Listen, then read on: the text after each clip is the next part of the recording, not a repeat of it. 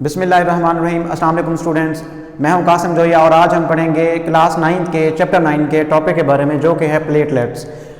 Platelets को thrombocytes भी कहा जाता है और ये जो है एक्चुअली ये सेल्स नहीं हैं बल्कि जो मेगाकैरियोसाइट्स हैं ये उनके क्या हैं, फ्रेगमेंट्स हैं, पीसेस हैं।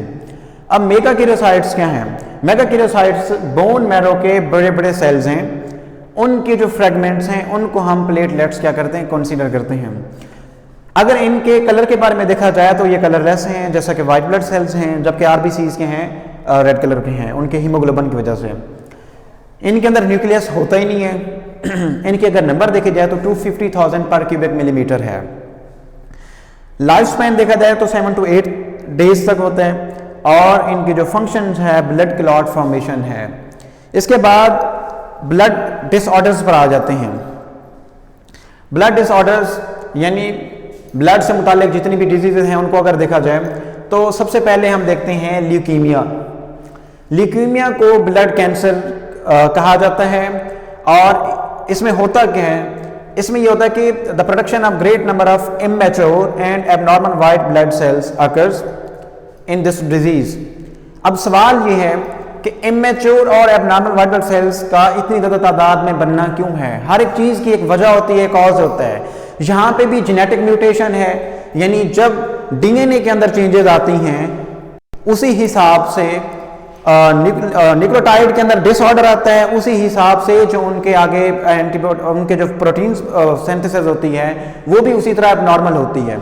अब जिन जीन्स ने कंट्रोल करना होता है सेल्स की डिवीजन को, उनके माइटोसिस को, वो जीन्स जब म्यूटेंट हो गए नतीजतन उसी तरह जो फंक्शंस है वो भी क्या हो जाता है, चेंज हो जाता है।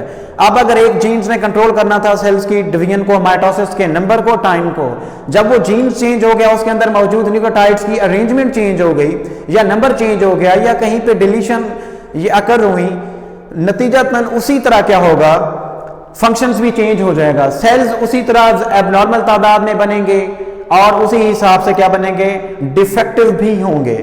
अब कैंसरस म्यूटेशन अगर हो गई बोन मैरो के अंदर या लिम्फ सेल्स के अंदर, इन दोनों रीजन्स के अंदर अगर होती है कैंसरस म्यूटेशन यानी जीन्स के अंदर चेंज आता है, तो फिर क्या होगा, ग्रेट नंबर यानी काफी ज्यादा तादाद में जो हमारे पास सेल्स हैं, WBCs हैं, वो प्रोड्यूस होंगे। बोन मैरो के अंदर होना इसका मतलब यह है कि बोन मैरो ही दरअसल सेल्स को प्रोड्यूस कराता है। इसी तरह लिम्फ सेल्स के अंदर भी प्रोड्यूस होते हैं। अब इन दोनों के अंदर अगर म्यूटेशन हो गई तो जाहिर है जो चीजें सेल्स प्रोड्यूस कर रही हैं उन्हीं के अंदर अगर क्या हो गया, म्यूटेशंस हो गई, तो फिर एबनॉर्मल वे में और डिफेक्टिव जो सेल्स हैं WBCs वो प्रोड्यूस होंगे। इसके बाद हम इसका अगर क्योर देखा जाए तो आप कोई भी पेशेंट है वो क्या कर सकता है, रेगुलरली ब्लड को रिप्लेस करता रहे, यानी एक स्पेसिफिक ड्यूरेशन के बाद ब्लड को क्या किया जाता है, रिप्लेस किया जाता है नॉर्मल ब्लड लेके। इसके बाद एक और जो इसका क्योर है, बोन मैरो ट्रांसप्लांट, यानी वो हमारा बोन मैरो जो जहां से वाइट ब्लड प्रोड्यूस हो रहे हैं उसी को ट्रांसप्लांट किया जाता है। क्योंकि ये कॉस्टली है इसलिए ये ज्यादातर फिजिबल नहीं होता। उसके कंपैरेटिव ब्लड रिप्लेसमेंट एक आसान तरीका है कि ब्लड आप रिप्लेस करते रहे नॉर्मल के साथ। नेक्स्ट आ जाते हैं थैलेसीमिया।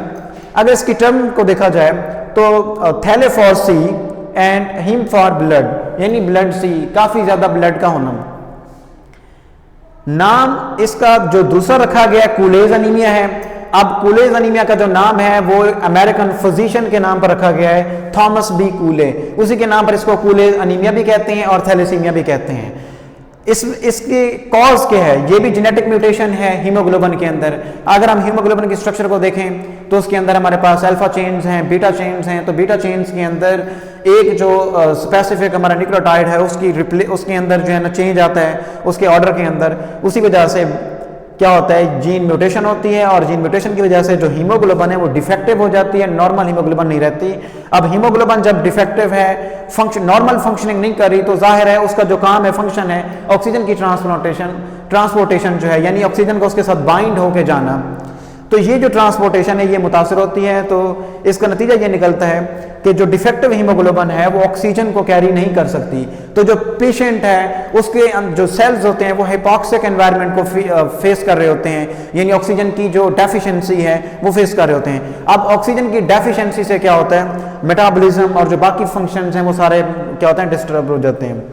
इसका भी जो क्योर है वो भी सेम है जैसा कि उसका, यानी ब्लड को रेगुलरली रिप्लेस करते रहना और बोन मैरो ट्रांसप्लांट करना। तो स्टूडेंट्स हमने इस लेक्चर में प्लेटलेट्स के बारे में पढ़ा और कि हैं क्या, इनके कलर और जो इनके फंक्शंस हैं, इन चीज़ों के बारे में। फिर हमने ब्लड डिसऑर्डर्स, ल्यूकेमिया और थैलेसीमिया को एक्सप्लेन किया। तो इंशाअल्लाह स्टूडेंट्स नेक्स्ट लेक्चर में मिलते हैं, तब तक अल्लाह हाफिज़, अस्सलाम वालेकुम।